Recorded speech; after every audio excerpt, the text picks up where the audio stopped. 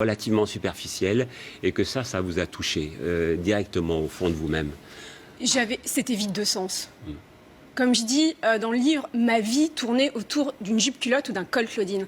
Et quand vous vous apercevez de ça au bout de 10 ans, parce que je suis restée pendant 10 ans dans la mode, c'est terrible. Surtout que j'y croyais à ce truc. J'avais l'impression d'être heureuse, j'avais l'impression de changer le monde pendant ces 10 ans dans la mode. Je travaillais comme une folle, je gérais la nuit, le jour, le matin, le soir, je lâchais jamais. J'étais dans un mindset, dans un état mental à me dire c'est hyper important, je suis en train de gérer la bombe nucléaire, quoi.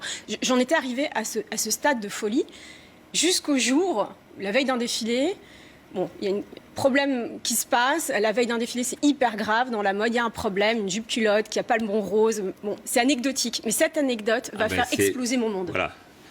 Ça met le plus que le feu aux poudres. Là, je vous parlais de la bombe atomique, j'avais l'impression de gérer la bombe atomique. Mais là, je me suis pris Hiroshima en pleine tronche, quoi. Ça a été un moment où je vois les 50 personnes du défilé on hystérise le débat autour du rose. C'est un truc de fou qui se passe. Et là, tout tombe. Je me rends compte que je nage en pleine folie et que je suis partie intégrante de cette folie. Et je me rends compte de la grande vacuité de ce que je fais depuis 10 ans.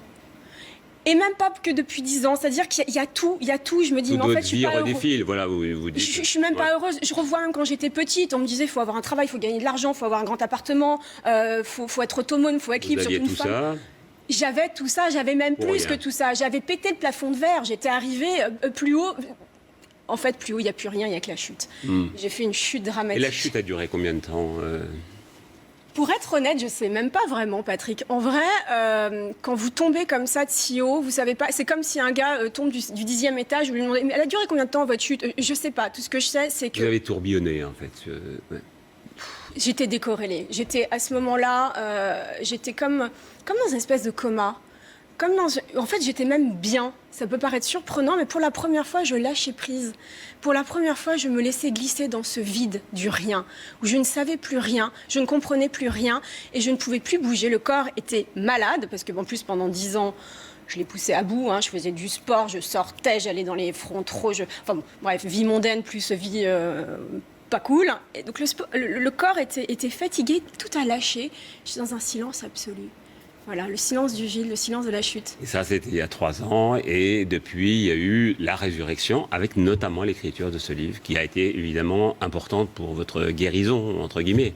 Non, alors, oui et non. J'ai guéri la guérison avant. d'abord et je pense qu'il faut savoir faire preuve de résilience. Parce que si j'avais écrit alors que je n'étais pas résiliente, j'aurais écrit du pathos en plus. J'aurais écrit un truc hyper pas drôle. J'appelle ça être dans le métro ligne 13 dans une heure de pointe. On n'en peut plus. Non, ça, c'est quand même un hymne à la vie, c'est un hymne à la renaissance et c'est presque un hymne à se planter. On a le droit de se planter, on a le droit de tomber parce que finalement, tomber, c'est ce que j'appelle la petite mort. Et vous savez ce que c'est la mort? La mort, c'est la fin des illusions, la fin des fausses croyances, la fin de ce que vous croyez être, de ce que vous croyez être le bonheur. Tout s'arrête. Et à partir du moment où tout ce qui est faux et les illusions s'arrêtent, alors ce qui est vrai peut émerger.